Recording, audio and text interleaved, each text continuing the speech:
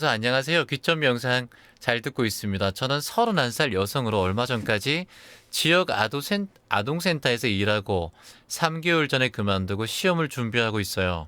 언제부터인가 불안 증상이 생기더니 요새는 너무 심해져서요. 집중하기가 힘듭니다. 저는 원래 성격이 내성적이고 잡생각이 많이 생깁니다. 그리고 잘 놀라고 겁이 많고 쉽게 당황해서 얼굴이 잘 붉어집니다. 음, 그렇군요. 이게 이제 제가 볼 때는 참, 이 사회에 대한 어떤 대인 기피, 사회에 대한 공포증하고 약간 느낌이 옵니다. 느껴지기도 하고요. 예, 그리고 오히려 혼자 있는 게 좋고, 그리고 가족들과 친구들과 대화도 길게 하지 못하고, 살갑게 하지도 못하고요. 남동생이 부모님과 이야기를 나누는 모습을 보면 가족인데도 부러울 때가 있고 오히려 혼자 있는 게 마음이 편합니다.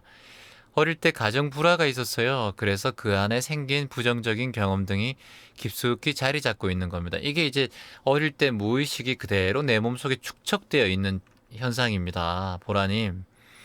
그러니까 이런 어려움들이 있다 보니까 내가 계속 그 마음의 무의식을 부모님한테 그대로 받은 거고, 그리고 어릴 때부터 그런 증상이 오히려 더 심해졌네요. 자, 계속 읽어보겠습니다. 이런 식으로 살다 보니까 행복은 나의 것이 아닌 것 같고, 사람들과 처음부터 기본적으로 거리를 두게 됩니다. 이러한 저를 알아채면서 안타깝게 생각한 적도 있습니다. 저는 공부할 때 조용하고 차분한 분위기가 또 불안하기도 합니다. 책을 보다 보면은 제 얼굴이 일그러져 있고 찡그리고 있고요. 문제는 부정적인 생각과 함께 스스로가 일어나지 않는 부정적인 생각을 하고 있습니다. 이게 전형적인 사회에 대한 공포증입니다. 그리고 대인 기피증이고요. 알 수 없는 떨림은 가라앉을 듯 가라앉지 않고, 그리고 가라앉으려 함은 알아채면 어느덧 또 멀리 도망가고 떨림이 심하게 일어나고요. 제 불규칙한 호흡은 주위 공부하는 사람들에게도 전해지고 있고요. 공부에만 집중하고 싶은데 고요하고 차분한 마음으로 사는 게 제 바람입니다. 제 스스로 위로하고 불안함도 친구해보려 하지만 잘 안 되고 조용한 공부 분위기와는 다르게 제 마음이 정신이 없습니다. 스스로 호흡도 잃고 자주 한숨을 쉬게 됩니다. 상황에든 마음이 차분하고 흔들리지 않고 숨을 편하게 쉴 수 있도록 도와주세요. 라고 해주셨습니다. 전형적인 사회공포증과 대인기피증, 그리고 우울증이 함께 마음속에 지금 자리 잡고 있어요. 요 글과 또 똑같은 비슷한 내용들이 있습니다. 우리 서명숙님, 요건 아니고요. 김명희님, 안녕하세요. 귀전 명상 보고 있고요. 도움이 많이 되고 있고 항상 감사드립니다. 저는 8살, 5살 두 아이를 키우는 엄마입니다. 예민하고 짜증이 많은 아이들 키우면서 너무 화가 나고 버럭버럭 소리 지르는 제 모습을 어떻게 해야 될지 모르겠습니다. 작년쯤에 개인 상담을 잠깐 하고 가을쯤에 집단 상담도 직접 찾아가서 했습니다. 저와 가족, 특히 엄마에 대해서 공부하고 나니까 엄마는 기억도 없는 자살하신 아빠와 늘 정없이 살았고요. 아버지께서 스스로 또 목숨을 끊으셨어요. 그리고 삭바느질로 어렵게 키운 엄마 밑에서 사랑이라는 것을 받아보지 못한 채 14살 때부터 집안 살림을 하며 사셨습니다. 현재 7순이 넘은 엄마는 그 당시 이모의 도움으로 고등학교까지 나왔는데 공부를 잘하여 선생님도 할 수 있는 실력이었지만 사회 공포증이었던 엄마는 꿈도 못 꾸고 못난 자신을 미워하면서 사신 것 같아요. 세월이 지나 아버지를 만나고 결혼했습니다만 아버지는 술을 안 드시면 말도 없고 착하시지만 하시는 사업마다 잘 안 돼서 매일매일 술을 드시고 억압된 마음이 폭발하여 말을 너무 많이 하시는 주사로 어머니를 힘들게 했습니다. 그런 힘든 상황에서 태어난 3남매의 막내로 태어난 저는 엄마는 아빠가 술이 안 취해 있는 낮에는 아빠한테 함부로 또 대하기도 하고 우리에게는 칭찬은 절대 한마디도 안 하고 늘 비난만 하는 엄마가 미워지기 시작했습니다.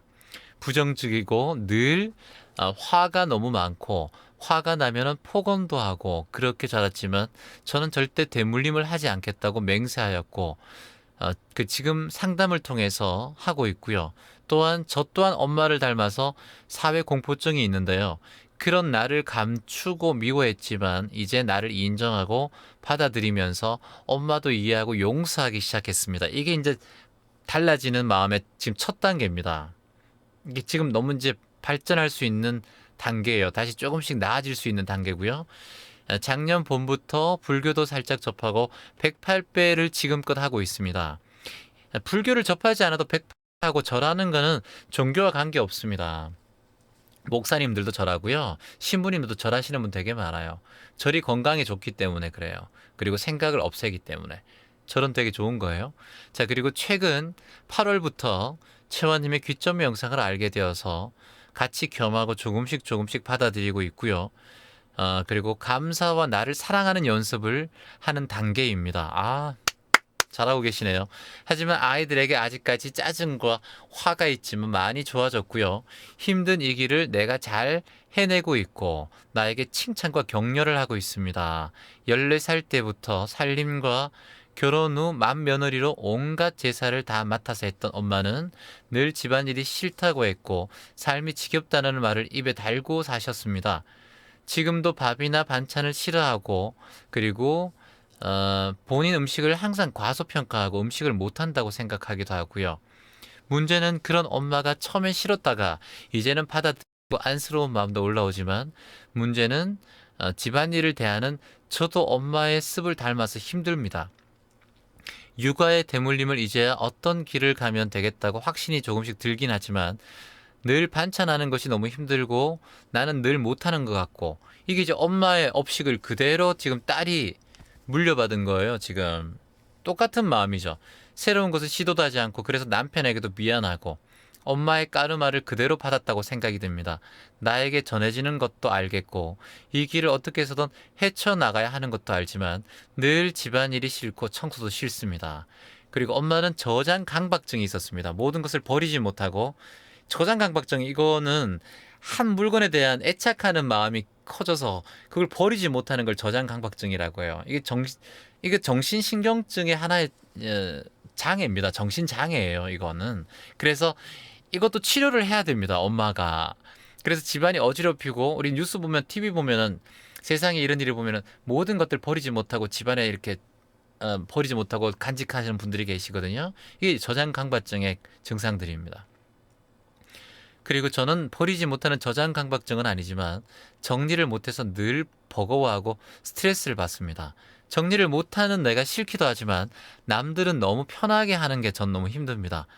일단 이게 남들과 계속 비교하게 되면 더 힘들어져요. 남들은 잘하는데 내가 못하는데 이런 생각 일단 내려놓으세요.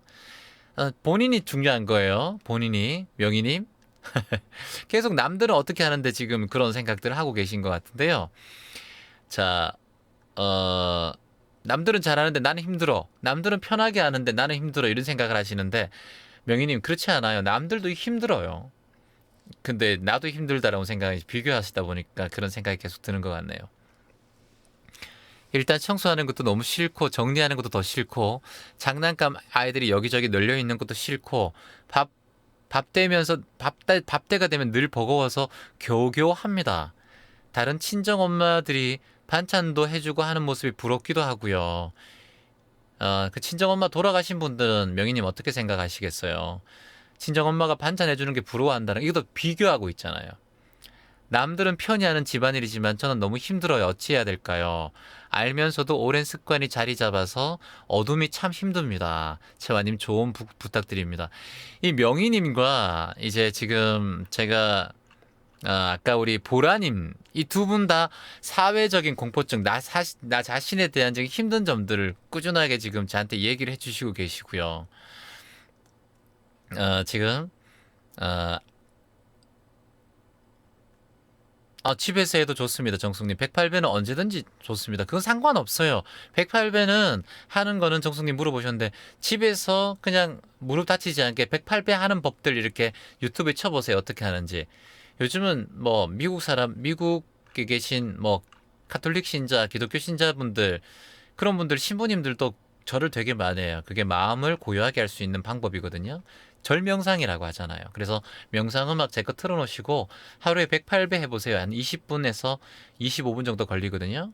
그렇게 되면 내 마음이 힘들어지고 이런 것들을 그대로 다 사라집니다. 그래서 108배에 대해서 나중에 제가 말씀드릴게요. 108배는 종교와는 상관없어요. 그냥 20분 맞춰놓고 절하시면 돼요. 108배를 꼭 채우지 않아도요. 자, 그러면 이제 보라님과 명희님에 대해서 제가 조금 설명드릴게요. 명상으로.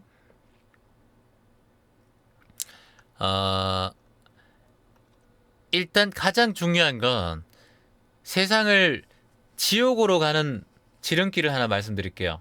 지옥으로 가는 지름길. 예.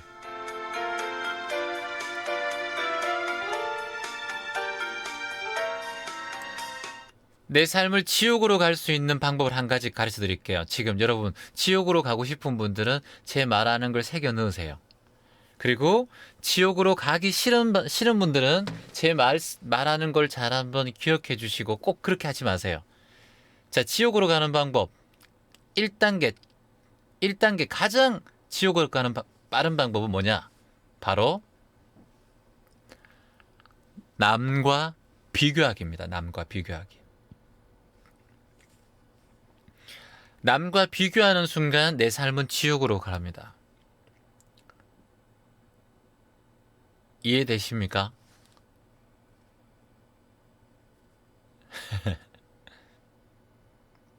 남과 비교하는 순간 나는 지옥으로 가요. 내 마음은. 공감하세요? 내가 누구랑 내가 어떤 집과 내가 조금 더 날씬한 사람과 비교하면 난 뚱뚱하게 느껴집니다. 내가 조금 더 나보다 이쁜 사람하고 비교하는 순간 나는 못난 사람으로 돼요. 부자랑 비교하는 순간 내가 가난하게 느껴집니다.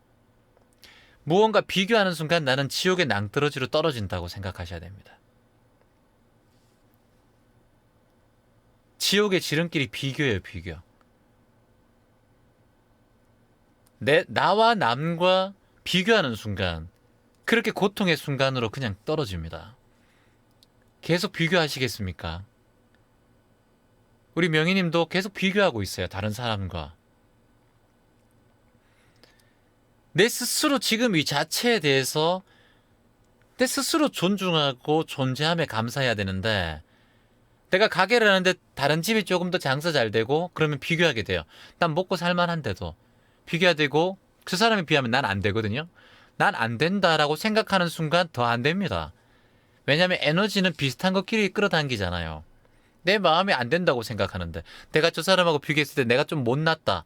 내가 키가 좀 작다. 170하고 비교하니까 160이 작은 거잖아요. 그렇게 돼버리는 거거든요. 그래서 비교하는 순간 난 고통의 순간으로 돼요. 그래서 절대 비교하시면 안 됩니다. 그리고 아까 말씀드렸듯이 저장강박증 있는 분들, 그리고 이분들 같은 경우는 지금 명희님이나 우리 보라님, 이 두 분 다 사회에 대한 공포증과 대인 기피증이 있습니다. 이게 이제 우울증의 한 부분들이에요. 근데 이걸 그대로 놔두시면 안 됩니다. 저장강박증 있는 분들, 뭐 버리지 못하고 이런 분들은 이 어떤 물건을 사용 여부와 관계없이 계속 저장을 합니다. 이제 그렇게 하지 않으면은 불편하고 뭔가 손해를 본 듯한 느낌을 가져요. 이게 이제 저장강박증이거든요. 저장강박증은 뭔가를 계속 간직하고 싶어 합니다. 이게 이제 치료가 필요한 행동장애입니다. 이걸 그냥 놔두시면 안 돼요.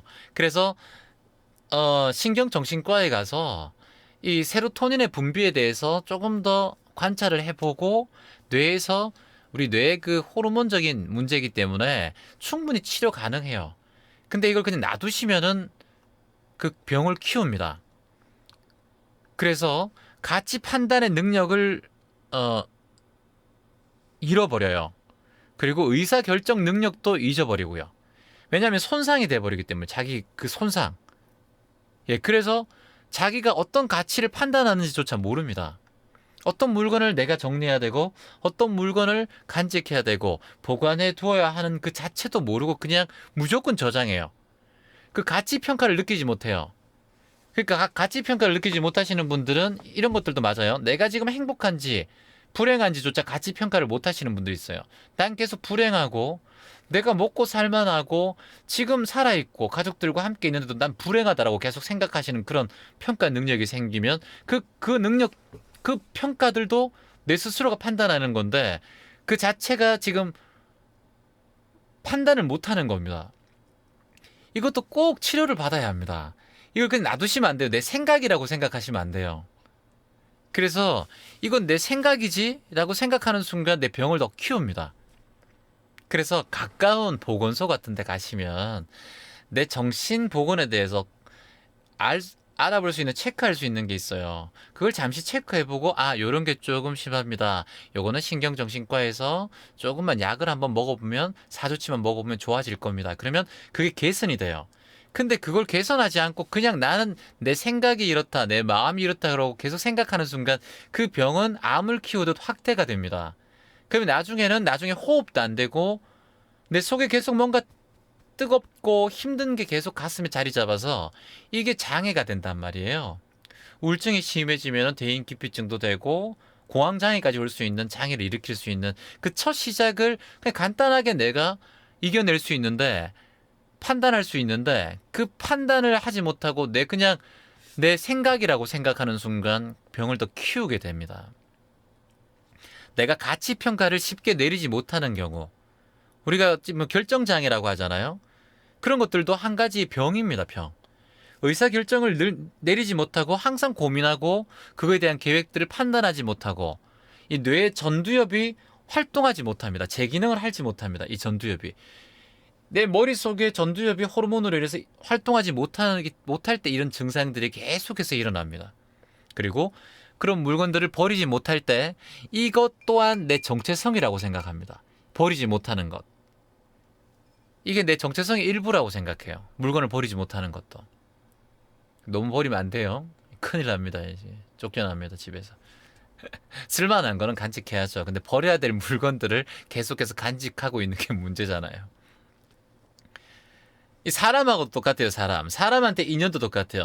모든 사람한테 잘할 수 없는데 내가 이 사람하고 헤어지고 인연이 끝나면은 이 사람이 내 인연이 정체성의 일부라고 생각해서 이걸 헤어짐에 거의 모든 게 다 끝났다고 생각해요. 특히 이성 간에 사랑하다가 헤어지던가 내 삶을 모든 걸 잃은 것 같이 우울증이 걸리고 힘들어하는 경우가 생깁니다. 이것도 제 스스로가 장애를 일으키는 거예요. 가치에 대한, 정체성에 대한. 그렇게 되면 주변 사람들에 대해서 과도한 애착들이 생기고 그리고 인간관계가 형성이 제대로 되지 못해요. 그렇게 되면은 인간관계에 대한 강박도 생기게 됩니다. 아까 말씀드렸듯이 이런 것들이 이제 사회 공포증이나 대인기피증 그리고 뭐 강박증 같은 경우가 두 가지 요인이 있습니다. 일단 가장 먼저는 이 내 몸에서 일어나는 생물학적 요인 그리고 두 번째는 환경적인 요인입니다. 생물학적 요인은 여러분들 아시다시피 이 호르몬 불균형이겠죠. 뇌에서 생겨나는 세로토닌 그리고 도파민의 불균형입니다. 그리고 두 번째는 이제 뭐 우리가 타고난 무의식이라고 하죠. 유전적인 요인이겠죠. 그리고 타고난 민감증이 있습니다. 내 삶의 민감증. 그리고 환경적인 거는 과거의 경험 아니면 부모로부터의 내가 느껴졌던 교육들, 습관들, 그리고 내가 부모를 향해 봤던 관찰적인 학습들을 통해서 사회 공포증이 생깁니다. 그래서 두 분 다 보라님이나 명희님 다 어릴 때 부모님에게 받았던 힘들었던 그런 것들에 대해서 그대로 관찰하고 부모로부터 받고 그리고 과거의 경험들이 그대로 환경적인 요인들도 있는 데다가 그리고 지금 그게 습기로 남아가지고 유전적인 타고난 민감증으로 같이 되어서 이게 극대화된 겁니다. 극대화. 그러다 보니까 사회 공포증이나 대인기피증, 얼굴이 붉어지고 다른 사람하고 있는 것, 가족들하고 있는 것도 불편할 정도로 힘들어지는 거죠. 그래서 이런 것들은 반복적인 공포감이 계속 생기면은 자신의 불안을 더 키우고 창피하고 그리고 대인기피증과 모든 행동들이 소극적으로 변하게 됩니다. 그렇게 되면은 사회 상황에 처할 때마다 예외 없이 불편하고 힘들어하고 공황적인 발작 증상도 생길 수 있습니다. 그리고 스스로 이 불안증에 대한 비합리적인 마음 그리고 지나친다는 마음 사실을 알고 있기 때문에 내가 계속해서 사람을 만날 때 이런 병이 있다는 걸 숨기게 됩니다. 그래서 이런 사회적인 지금 마음에 두 분은 일단 얘기를 하는 순간 반은 치료돼요. 지금 이 두 분은 명희님과 두 분은 일단 치료가 반 된 거예요. 그래서 아주 잘하셨습니다. 두 분은 일단 이렇게 내 얘기입니다라고 얘기하고 속 터놓고 얘기한 순간 치료에 반은 간 거예요. 반은 치료한 50% 치료한 거예요. 자, 이제 50%면 치료해 보자고요. 50%. 자, 먼저 이런 분들은 제가 가까운 보건소 아니면 정신보건센터 가까이 다 지역마다 있어요. 네이버에 치면 나와요. 정신보건센터 가셔서 뭐 남지도 않아요. 그냥 가서 잠시 한번 검진을 한번 받아보세요. 그리고 요런 게 있다 그러면 친구들하고 가족들하고 같이 가서 신경정신과 가서 내가 요렇습니다. 그러면 요런 증상이 있네요. 요런 호르몬적인 불균형이 있으니까 제가 약을 처방하겠습니다. 그래서 한 4주, 좀 길면 8주, 16주 정도만 꾸준히 노력하면 잠잠해지고 고요해집니다. 그렇게 되면 명상과 같이 대안으로 같이 함께 하셔야 됩니다. 그렇게 되면은 점점 도와줘서 생활 자체가 바뀝니다. 얼마나 행복한 삶을 살 수 있는데요.